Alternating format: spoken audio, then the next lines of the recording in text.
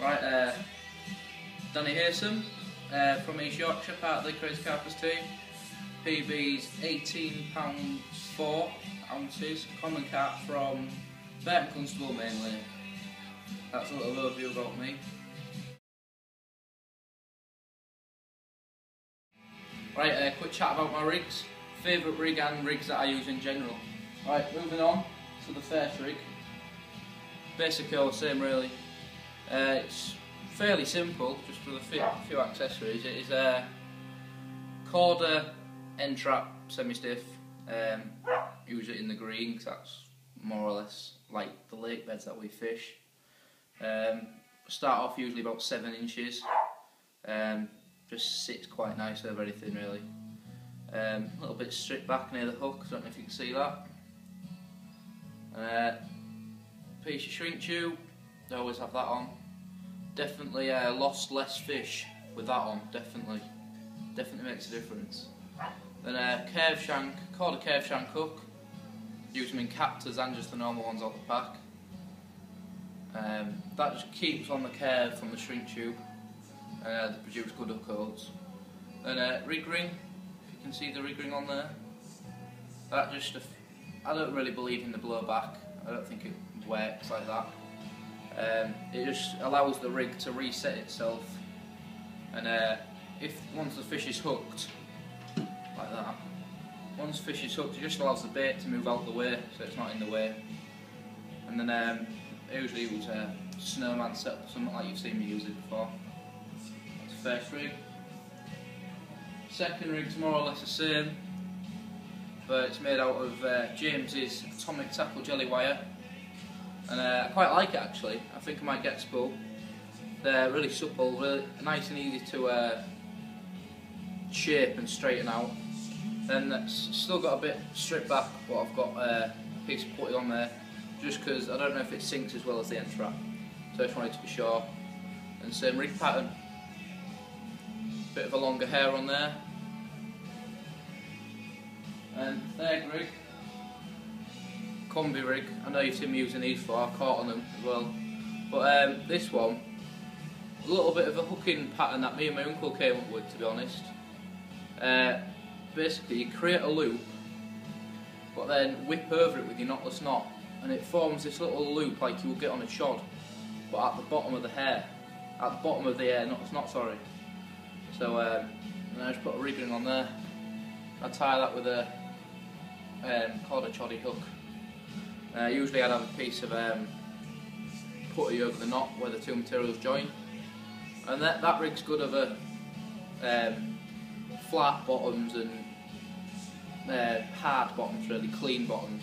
So if you have that in weed or rocky bottom, you can see how that'll sit up. Say my finger's a piece of rock there, that'll sit up and not sit flat. So that's the rigs that I would use. Don't really vary that much, to be honest. That's my rigs. Right, the bait that I use, bit of a range of bait. This is just some of it that I'd use, swap between in a session. Some of it's not working. Start at the end. Nash classic airball pop-ups in white chocolate. They are beautiful. They smell really pungent, white chocolate, really sweet, really bright as well. And I use these for chod rigs mostly because when I'm fishing a single pop-up on a normal rig, I like to keep them smaller. They just seem to sit nice with a rig. But with a chod rig, 15mm, it keeps it up. It's just buoyant enough. 10mm aren't buoyant enough for chod rigs really, unless you get a really buoyant cork ball. But these Nash airball pop-ups they're really good stuff. Moving down one, these are pop-ups. These are mainline Newgrange dumbbells. And they're basically the same mix that you get a Newgrange boilie, but in dumbbell shape, barrel shaped. Same smell and everything, same attraction. I'd just use them if I was fishing a bed of boilies and I wanted to try something different. Might put one of them on. Right. Dynamite baits, mussel and anchovy pop-ups in 10mm. I often use them to top off a boilie when you see me using snowman rigs. I like these because they're more of a natural bait instead of fruit baits. These are stuff just more natural, smell more real, if you know what I mean.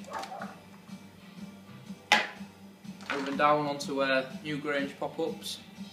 Same mix, same base mix, but with pop-ups. The pop-up mix added to it. Same smell.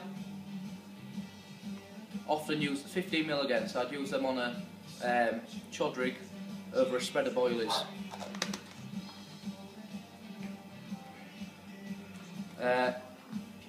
Flora bait. These are dynamite baits, mulberry Florentine, 10mm. Between me and James, we've nicknamed these gold dust because they really are stunning bait. They smell so pungent, and if you look at them, they're so good in colour, and they never lose the colour either. Well, it takes them a while to lose the colour. They just smell so strong, you just smell like you could eat them straight away. Right, these is moving on to my little pot of magic. This is especially for Majestic Pool, because in there, I'll give you a little secret here, in there bloodworm is really the bait to use. There's a few natural bloodworm beds in there, so it really is the bait to be on. So that's the bait. That's a mix of bloodworm boilies, pop-ups, 10mm pop-ups, 15mm pop-ups, corks, fake sweet corn, firm, fake pellets, cork, got some earbuds in there, Workman's earbuds, and they're a really good bait actually because they float and they're really buoyant, and that's all soaked in bloodworm additive from Mainline. Moving on to the bloodworm pop-ups, we've got the cork dust pop-ups. These are just normal pop-ups with a sprinkle of cork dust on the outside, give them a bit more buoyancy, look a bit different. Bloodworm pop-ups without cork dust, basically the same thing.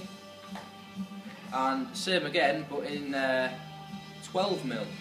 To be honest, sticky baits, don't think they're 12mm, I think you got it a bit wrong there, no offence. Look more like 10s to me, but you know. So 10mm there, what I'd use in a little PVA solid pack. Right, this little beauty here is just a pot of experience, I call it. All the lakes that I've been around, people giving me baits, handful of different bait, so there's a bit of everything there, scopex, black squid, oh God knows what's in there, just a bit of everything what people have been giving me over the years. Seaman baits tub, same as James's, he ran through it on his section of the team pages. So if you look at James's, he'll tell you what's in there, just in case he didn't run through. There's Zingbury wafters, black and white orange wafters, pungent meat pop-ups, SK1 wafters, cloud lime wafters. Now they give a cloud of green smoke like Cordigou.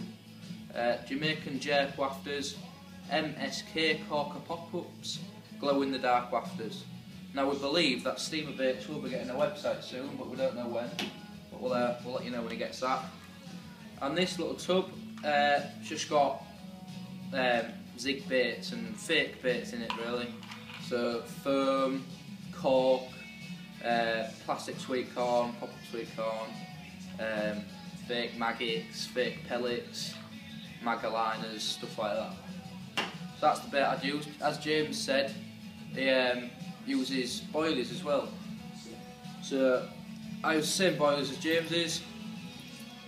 Steamer Baits sell. He buys, the guy that runs Steamer Baits gets the all the ingredients from Mainline. He puts them all into one mix, as Mainline do, but puts more additive in it, so they smell miles better, to be honest. Now these are still more or less frozen, but the smell stronger than Mainline's. And we actually ask him to put more eggshell in as well, because it gives carp a bit more of a crunch. Just gives them a bit more to them really. So we use them, come frozen, so you just air dry them as we are. Good to go.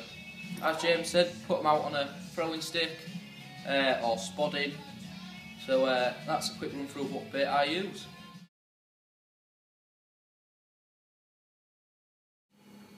Right, I'm going to do a little overview of what those Crazy Carpers fish, what lakes we fish, venues.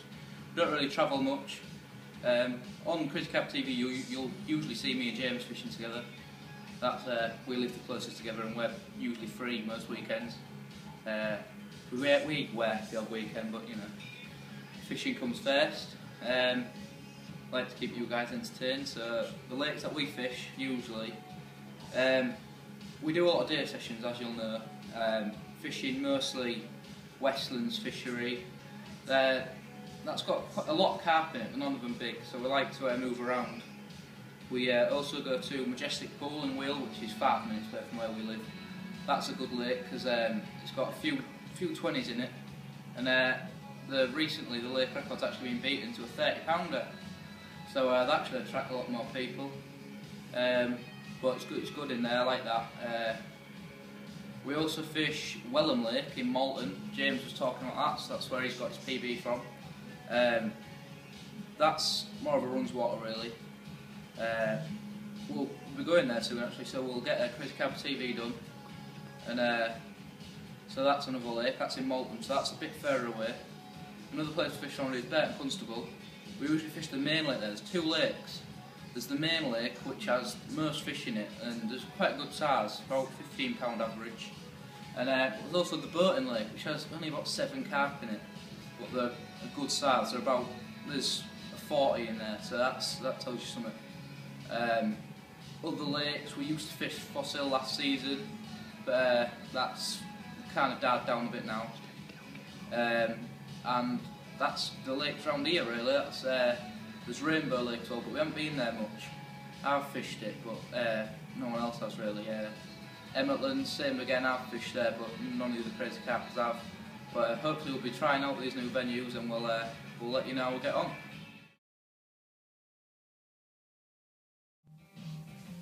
Right then, when I first get to a lake, I unpack my gear, and I would go for a walk around, talk to people that have already been fishing it. You always get a few tossers that won't speak to you, but often everyone's nice. Everyone will talk to you, show what they've been doing, show what they've been catching on. There's usually hot spots from a lake. You'll never get to a lake and the whole lake will just fish really well. There's hot spots, cold weather it's usually deeper water, hot weather it's usually shallow water. But you'll never get to a lake and it'll all be perfect, trust me. Look around the lake, see if you can see fish. You'll always see a fish if you look hard enough. If it's sticking its head out or just bubbles, the tiniest little thing, you'll always see a fish. Best time to get to a lake is early in the morning. That's when you'll see them the most.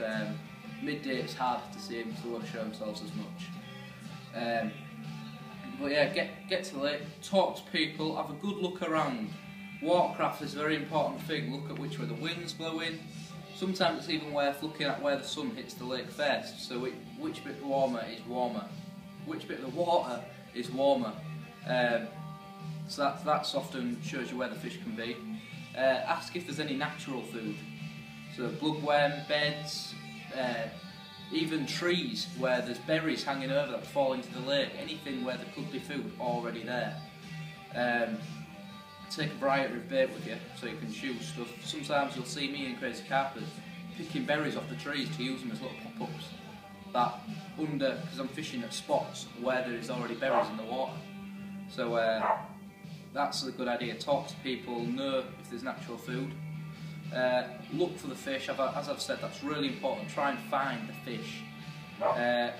Winds, fish often follow winds. Depends how long the wind's been blowing. But watercraft is so important. You won't catch if there's no fish there. If you do end up in a swim, there's no fish. Try and move. Don't just sit there and pile your bait and just hope it will come, because there won't. You have to be there for ages for the fish to move to you. You've got to move to the fish. Be active, especially if you're doing day sessions. Try and move to the fish. Get on the fish as soon as you can. Be stealthy. Don't just cast and cast again. If you're only doing a day session, you want to be casting once and leave it. You don't want to be ripping the water through a foam trying to get your cast right. If you've got bait around it, if you're fishing a PV bag, cast out, and somewhere, as long as it's somewhere near the spot where you wanted to get it, leave it. Don't be spooking the fish. If you're not there for long, you want to catch something. So that's what I do when I first get to a lake. Hope it works for you. Right, quick overview on my fishing. Hopefully, forgot to mention this in the venues section, but I'll be getting my driving licence next year, hopefully. So me and James will be fishing a lot of distant waters, should I say. So hopefully we'll be going to linear, which I'm very excited about. Linear fisheries, more southern waters, Thorny Weir, places like that really. Places that you see on the TV, where the pros go. So can't wait to do that. So you'll see me and James fishing them waters and hopefully catching new PBs and big hauls of fish. So that's what we do really. It's all about the fishing for me. Just catching them fish, getting them bites. Thank you for watching. Right, I'm going to show you. Right then, run through my rigs. Right then, talk about our rigs and. Right, venues at the Crazy Carpers fish. Usually me and James, because we're fishing together a lot of the time. You might see me fishing sometimes by myself. We usually keep local. We don't really travel that much yet. I don't like this song. That's me. Don't like this song. And bait that we use. Well, I use. That went wrong.